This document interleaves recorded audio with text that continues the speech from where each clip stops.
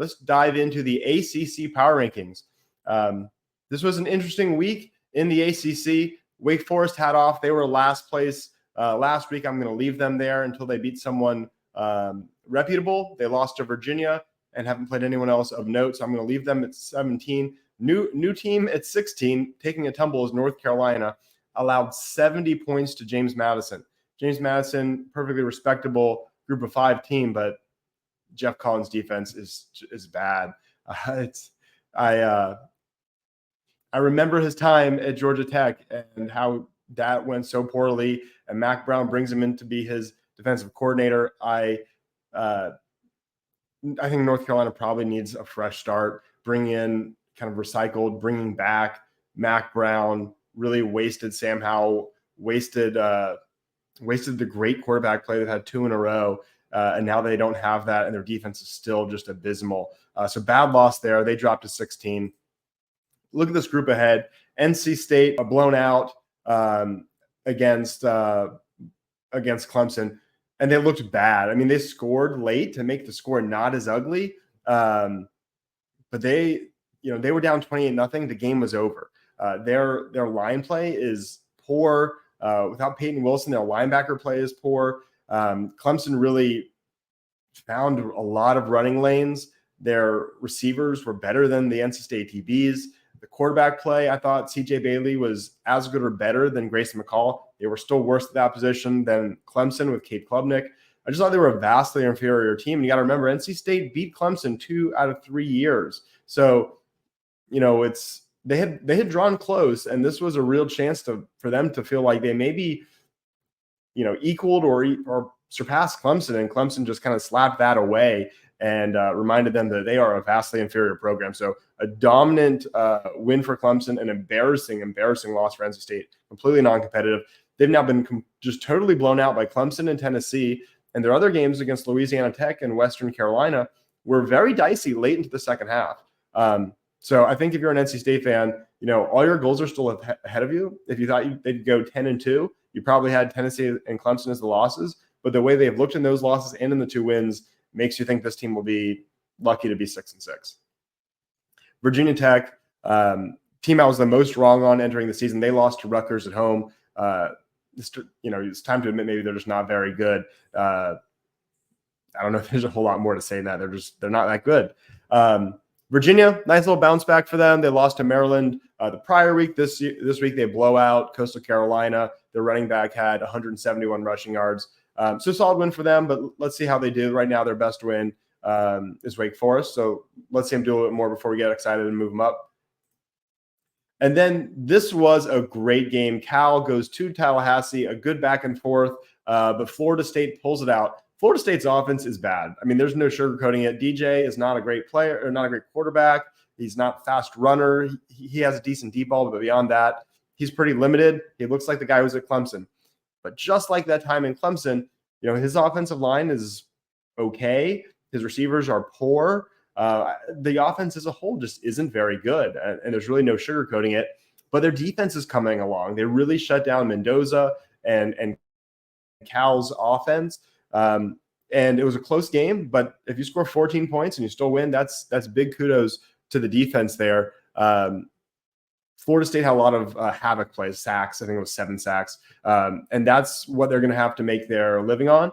And that's what they delivered. So I think, Clemson plays them, I think it's in 2 weeks, right? So I don't know if Florida State's a big threat or a scary game per se, because that offense is probably not going to get a whole lot better. You can sort of know what you have with your receivers and with DJ, and it's very limited. But I think that defense is going to be a good test for some offenses. It'll be a good test for Miami. Not that the game as a whole is necessarily a good test, but Miami's offense against Florida State's defense will be a good barometer. And same for Clemson in 2 weeks. We'll see if Clemson looks like this, like they did this week against Florida State. That means something. Let's see here. John saying that he's not convinced Florida State would beat the teams that have below them, besides Cal, of course. Yeah, their offense is bad. You're certainly right about that. But, Virginia's win is against Wake. Wake hasn't beaten anybody. North Carolina's defense might be bad enough that they can make Florida State's offense look competent.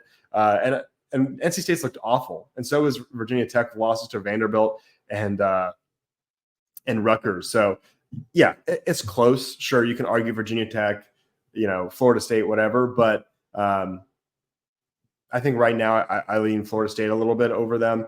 Their loss is bad, but in some ways, I don't know that they're any worse than Rutgers and Vanderbilt.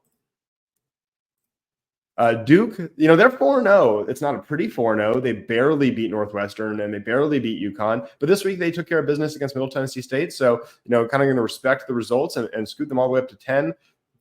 So sort of to echo John there, I don't know that Duke would beat Florida State if they played. I think I'd pick Florida State. But nonetheless, they've certainly earned a spot above Florida State. And then two teams that have already played, Georgia Tech at 9, Syracuse at 8. Georgia Tech takes the loss this week. They went to Louisville. They were actually quite competitive.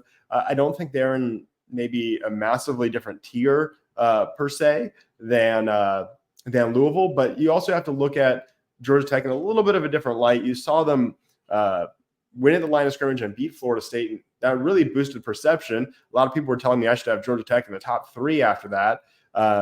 But I kind of tempered my expectations. Now we see how bad Florida State is, and that kind of makes you look at Georgia Tech a little bit differently. They lost to Syracuse, and now they lost to Louisville. The Louisville game, they were pretty much neck and neck, but they made some critical mistakes. Had I guess it would be like a lateral that got batted away and then picked up in the end zone for touchdown. And they failed on a 4th down conversion on the goal line. Those 2 plays swing the game.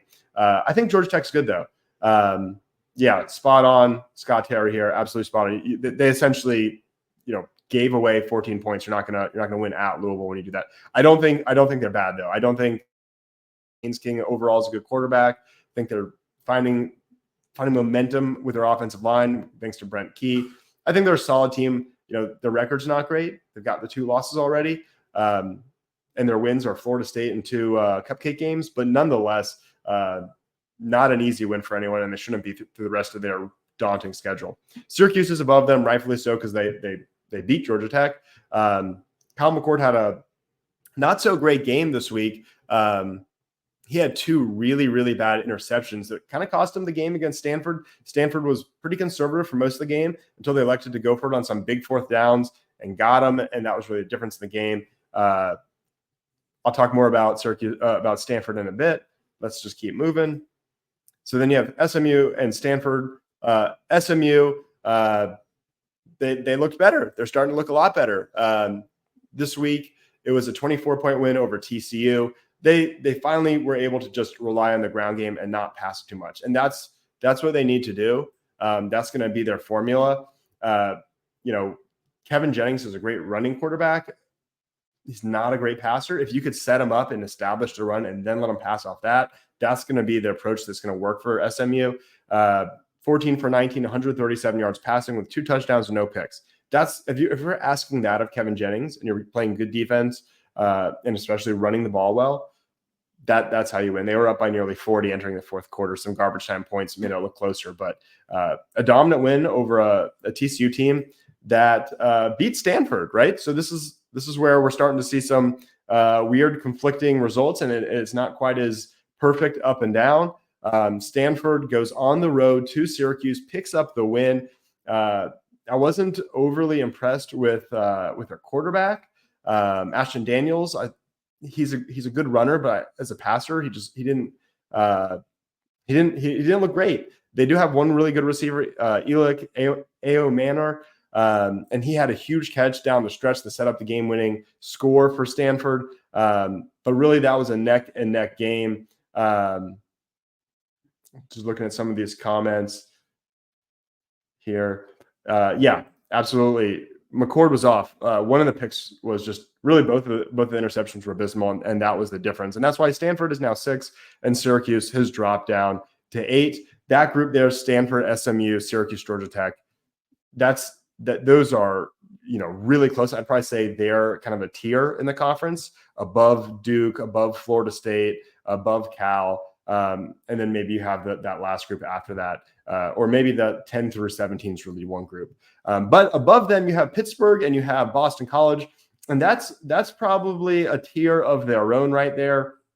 Boston College, last second win over Michigan State, win for them. It was close down the stretch. Got a big stop, got a big score. And that's how you win close games. I don't think that they are head and shoulders above the teams below them in this conference, but they're finding ways to win games. Obviously, had the big win in, I guess it was week 1. It was Florida State's second game, but they beat Florida State, and they're keeping that momentum going. It was pretty tough against Missouri. Took the loss, but tough nonetheless. Of course, Missouri struggled with Vanderbilt, so maybe Missouri's not the top 10 team. They're sort of built up to be, but nonetheless, like what I'm seeing from Boston College. And then Pittsburgh, they only played Youngstown State, but they absolutely destroyed them. And yeah, absolutely right here. Scott Terry saying, big fan of Thomas Castellanos. He's a shorter guy, not a prototypical NFL kind of quarterback, but he's electric and he's fun. And I think that's one of the things that elevates Boston College towards the top 4 or 5 in this conference. And I think the top 3 is obvious. The AP has got it right. They've got Miami as the best team in the conference. They've got Clemson number 2, Louisville number 3. Louisville obviously getting a pretty solid win, their first real win against a legitimate team against Georgia Tech. We talked about that a bit. They were fortunate. They were at home, got 2 basically free touchdowns. They were sort of gifted some points by Georgia Tech mistakes, but nonetheless, they blew out the first 2 opponents. Then they get a pretty plucky Georgia Tech team, took care of business at home. I don't know how you put anyone else above them besides Clemson and Miami. Clemson, maybe the weirdest team in the ACC so far. Just offense completely out of sync against Georgia. Georgia's defense is awesome, but Clemson's offense on its own just was bad, real bad against Georgia. Then the defense faded at the end, probably fatigue. But then App State, they blow them out. App State turns around, loses to South Alabama. So maybe you think, oh no, maybe that was a fluke or not a fluke, but just a product of playing a really weak opponent.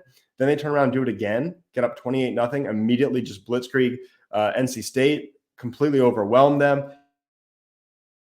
Watched Aaron Murray, the former Georgia quarterback. He does he does online breakdowns for a lot of quarterbacks. It's called Snaps. And he did it. He's now done all 3 games for Cade Klubnik.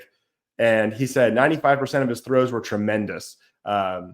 He was awesome. A lot of great plays, and I'll dive into that more as we review the Clemson game, so I won't spend too much time on it here. Miami, they remain at number 1. It was a little dicey in the first half against South Florida. I think South Florida is probably decent. So that's not the worst thing in the world, but they blew him out in the second half. Cam Ward is, I think it's hard to argue against him being the best quarterback in the conference. They got solid receiver play and a good offensive line, and their defense seems pretty stout. So that's all the ingredients there. Of course, there's always going to be questions about Mario Cristobal and his in-game coaching when they start playing tougher opponents. Certainly, he's had snafus going back to Oregon, blew a game, failing to kneel against Stanford back when he was at Oregon, then did it to Georgia Tech last year. I don't know that he's the best in-game coach, but boy, does he recruit well, does he accumulate talent and seemingly pull them on the same page and build a culture. And maybe that's more important. I think Miami is probably still deserving to be the conference favorite. And yes, another great comment here by John. Louisville, Notre Dame is this weekend. That's going to be one to watch. I don't know. I kind of think Louisville can hang. I'm not overly impressed with Notre Dame. I'm not saying Louisville will win, but it wouldn't surprise me by any stretch of the imagination. I think I agree here with a different John who says Louisville might be better than we think. I think there's 3 teams in the ACC who have playoff aspirations: Miami, Clemson, Louisville. I think Boston College and Pittsburgh are interesting teams that could end up being pretty good. And then I think that Stanford, SMU, Syracuse, Georgia Tech group are also rock solid. And the bottom 8 are probably not very good. That's probably a weak bottom half of the conference, if we're being honest. So that's it for the ACC Power Rankings. Hope you enjoyed. Don't forget, this channel is sponsored by Ready Vets. They're available. They're open now 7 days a week. They're in the upstate. So if you live in the upstate, Greenville, Taylor's area, be sure to check them out. At least save them in your phone. God forbid you ever need them in a jiffy to help your dog or cat. They're great, and they're owned by Clemson grads.